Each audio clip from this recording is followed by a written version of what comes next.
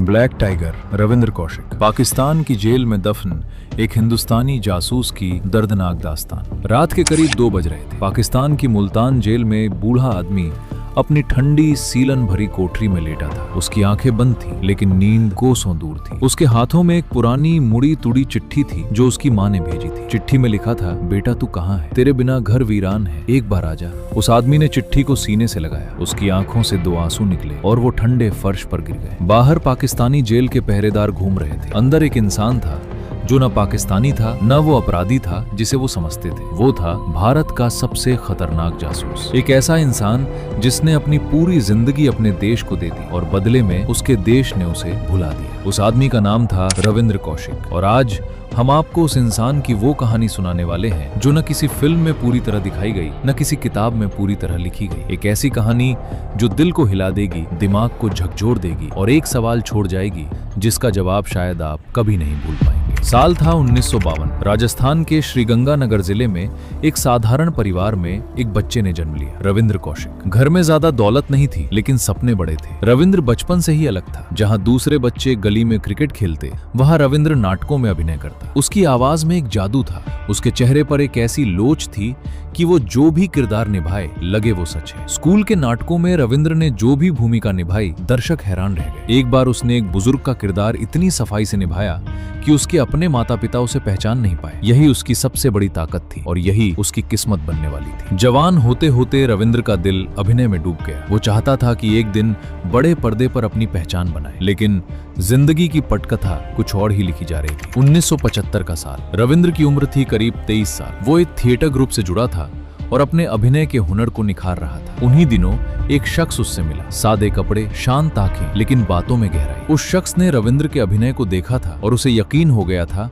कि यही वो इंसान है जिसे वो ढूंढ रहा था। वो शख्स था raw research and analysis wing का एक अधिकारी। उसने रविंद्र को एक प्रस्ताव दिया, ऐसा प्रस्ताव जो किसी फिल्म की कहानी जैसा लगे, लेकिन था बिल्कुल सच। क्या तुम अपने देश के लिए कुछ करना चाहते हो? ऐसा काम जो कोई और नहीं कर सकता? रविंद्र ने पूछा। क्या करना होगा? जवाब आया, पाकिस्तान जाना होगा। वहाँ एक नई पहचान बनानी होगी, पाकिस्तानी बनकर जीना होगा और वहाँ से भारत के लिए जानकारी भेजनी होगी। किसी और के लिए ये सुनते ही पैर कांप जाते, लेकिन रविंद्र कौशिक ने एक पल रुककर कहा, मैं तैयार हूँ। इसके बाद शुरू हुआ वो सफर जो रविंद्र की जिंदगी का सबसे कठिन अध्याय था, ट्रेनिंग। रॉ ने रविंद्र को दिल्ली के एक गुप्त ठिकाने पर लाया। यहाँ उसे सिखाया गया उर्दू इस तरह कि उसके मुंह से निकला हर लफ्ज लाहौर या कराची के किसी आम आदमी जैसा लगे। उसे पाकिस्तानी संस्कृति, वहाँ के रीति रिवाज, खान पान, बोलने का तरीका, नमाज पढ़ने का तरीका, सब कुछ रटाया गया। उसे इस्लाम की बारीकियां समझाई गईं ताकि वो किसी भी माहौल में सहज लगे। उसकी नई पहचान तय हुई, नबी अहमद शाकिर। ये नाम अब उसका था, ये नाम उसकी ढाल थी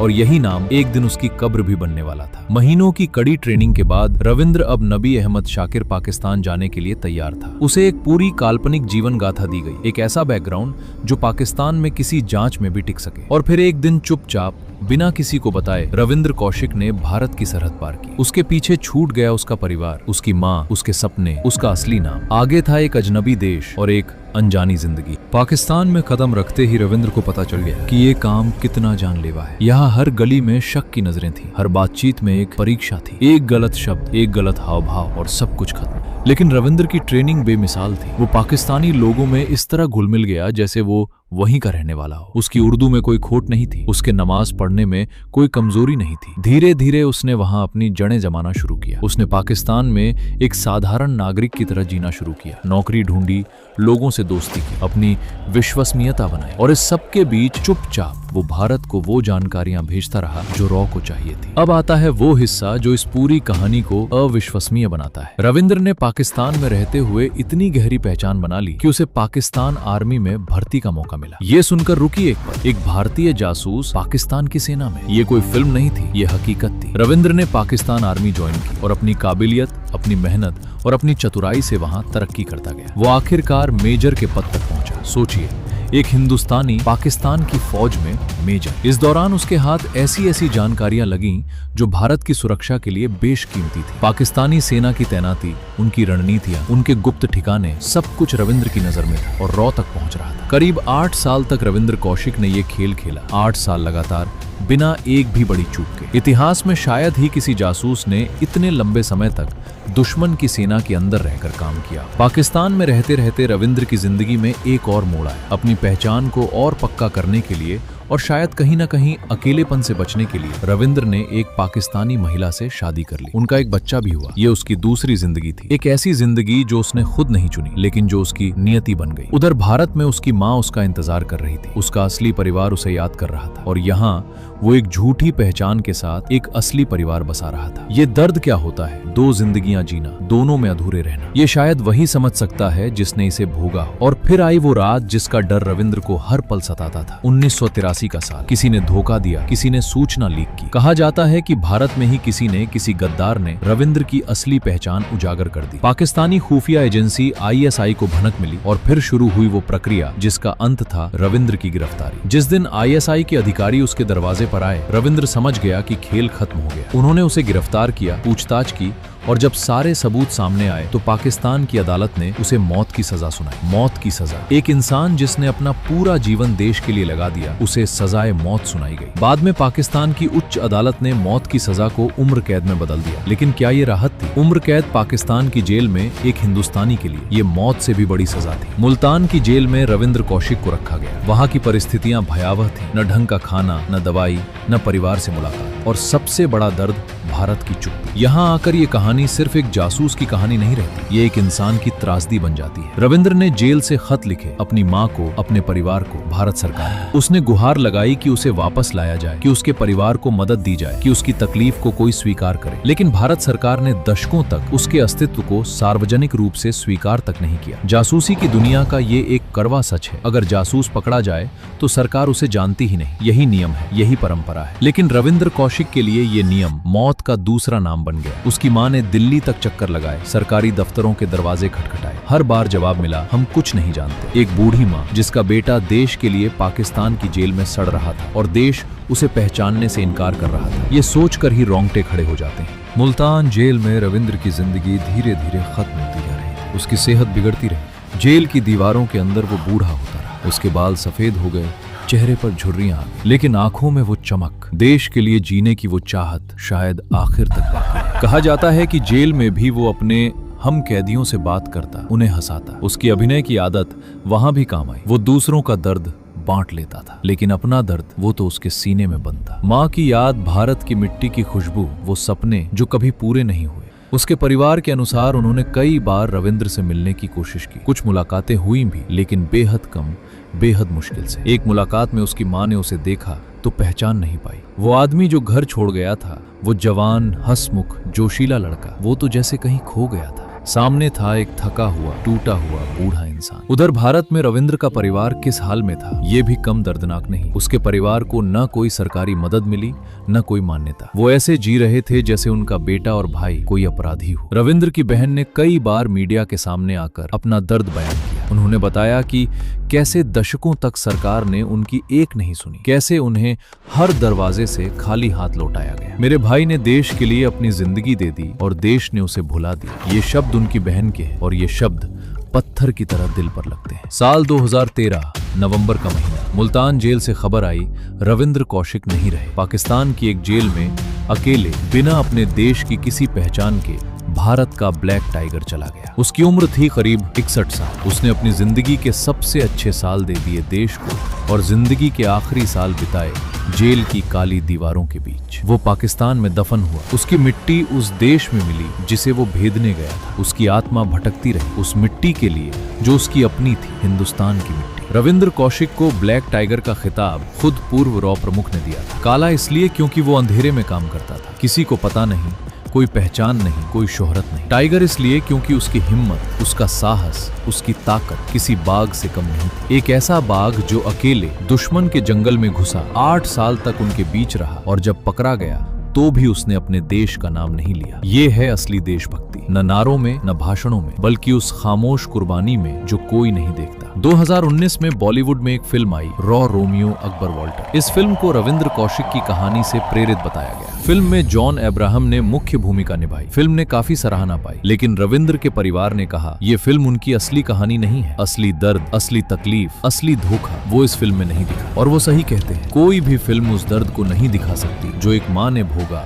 जब उसका बेटा दशकों तक दुश्मन देश की जेल में रहा। कोई भी फिल्म उस तन्हाई को नहीं दिखा सकती जो रविंद्र ने उन काली रातों में महसूस की होगी। इससे पहले 1997 में एक और फिल्म आई थी, पुकार, जो कुछ हद तक इस कहानी से प्रेरित थी और खुद रविंद्र के जीवन पर बनी द ब्लैक टाइगर की भी चर्चाएं होती रही। लेकिन असली रविंद्र कौशिक की कहानी वो आज भी पूरी तरह दुनिया के सामने नहीं आई। इस पूरी कहानी में कुछ सवाल हैं जो आज भी हवा में तैर रहे हैं। पहला सवाल, किसने धोखा दिया? वो कौन था जिसने रविंद्र की पहचान उजागर की? क्या वो भारत के अंदर से था? क्या वो रॉ का ही कोई अधिकारी था? इसका जवाब आज तक सार्वजनिक नहीं हुआ और शायद कभी नहीं होगा। दूसरा सवाल, भारत सरकार ने उसे बचाने की कोशिश क्यों नहीं की? क्या कोशिश हुई लेकिन पर्दे के पीछे, या सच में उसे भुला दिया गया? जासूसी की दुनिया का नियम ये है कि सरकार कभी स्वीकार नहीं करती, लेकिन क्या ये नियम एक इंसान की जान से बड़ा है? तीसरा सवाल, उसकी पाकिस्तानी पत्नी और बच्चे का क्या हुआ? वो कहाँ है? क्या वो जानते हैं कि उनका पति और पिता असल में कौन था? चौथा सवाल, क्या रविंद्र के परिवार को कभी न्याय मिलेगा? उनकी बहन आज भी लड़ रही है, उनकी माँ का इंतकाल हो चुका है, शायद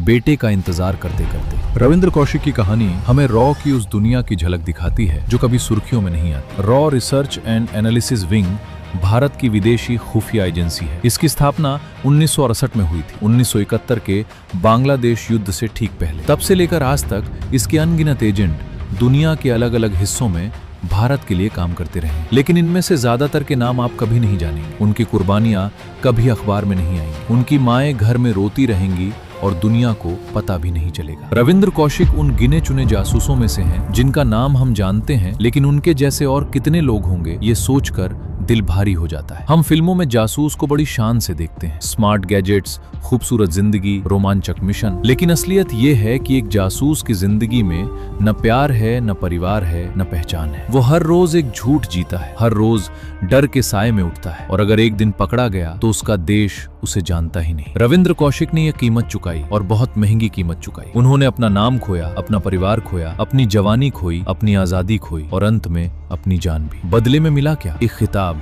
जो सालों बाद मिला, ब्लैक टाइगर, और वो भी तब जब वो खुद इसे सुनने के लिए नहीं थे। आज जब हम देशभक्ति की बात करते हैं तो अक्सर बड़े बड़े नाम आते हैं, बड़े बड़े युद्ध आते हैं, लेकिन असली देशभक्ति का चेहरा कभी कभी कुछ और होता है। वो चेहरा है रविंद्र कौशिक का, जिसने अकेले, बिना किसी शोर के, बिना किसी पहचान की उम्मीद के, अपनी पूरी जिंदगी देश की सेवा में लगा दी। वो न किसी पदक के लिए लड़ा, न किसी सम्मान के लिए। वो लड़ा क्योंकि उसे यकीन था कि जो काम वो कर रहा है वो देश के लिए जरूरी है, और शायद इसीलिए उसकी कहानी आज भी हमारे दिलों को छूती है। रविंद्र की बहन ने सार्वजनिक रूप से कई बार भारत सरकार से मांग की है कि उनके भाई को शहीद का दर्जा दिया जाए, उनके परिवार को उचित मुआवजा और सम्मान दिया जाए। कुछ साल पहले उनकी आवाज मीडिया तक पहुंची भी, कुछ नेताओं ने उनका मामला उठाया, लेकिन अभी तक जो न्याय उनका हक है वो पूरी तरह नहीं मिला। रविंद्र की माँ अब इस दुनिया में नहीं है, वो बेटे का इंतजार करते करते चली गई। एक माँ, एक बेटा, दोनों जिंदगी भर बिछड़े रहे और दोनों अलग अलग मिट्टी में समा गए। ये दर्द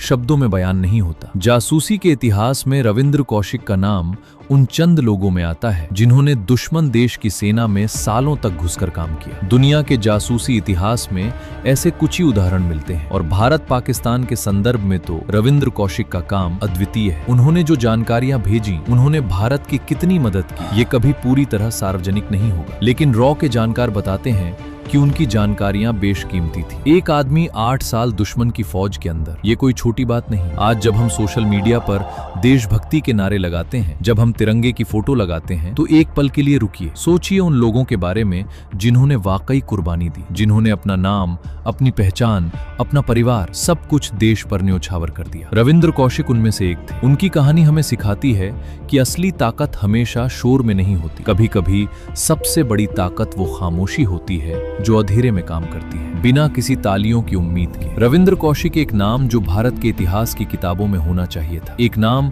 जो हर बच्चे को पता होना चाहिए था, लेकिन वो एक परछाई की तरह आया और परछाई की तरह चला गया। उनकी आत्मा को हमारा प्रणाम, उनकी कुर्बानी को हमारा नमन, और उनके परिवार को जो आज भी न्याय के लिए लड़ रहा है, हमारी हार्दिक संवेदना। ब्लैक टाइगर, आप भले ही अंधेरे में खो गए, लेकिन जो लोग आपकी कहानी जानते हैं, उनके दिलों में आप हमेशा जिंदा रहेंगे। रविंद्र कौशिक की ये दर्द भरी कहानी अगर आपके दिल को छू गई हो तो अभी इस वीडियो को लाइक कर दीजिए, अपने दोस्तों और परिवार वालों के साथ शेयर जरूर कीजिए, ताकि इस ब्लैक टाइगर की अनकही कहानी हर हिंदुस्तानी तक पहुंच सके। अगर आपको रॉ की ऐसी ही और अनकही, रहस्यमयी और सच्ची कहानियां सुननी है तो चैनल को अभी सब्सक्राइब कर लीजिए और बेल आइकन दबा दीजिए। जय हिंद।